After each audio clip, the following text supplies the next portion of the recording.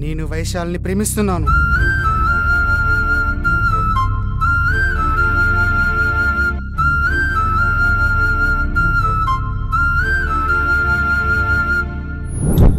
Brain తలుచుకుంటే ఎన్నో అద్భుతాలు చేయగలదు.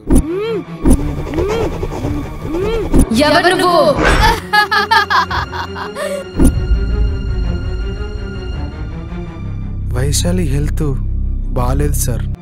Love you Adarsh. నా ఊపిరున్నంత వరకు నీ ఊపిరై నీకు తోడుగా ఉంటాను. నువ్వు నన్ను ఒక్క క్షణం మరిచినా నా ప్రాణం పోతుంది.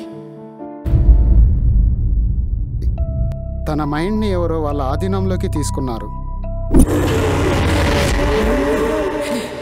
ఈ లోకాన్ని వదిలి వెళ్ళిపో.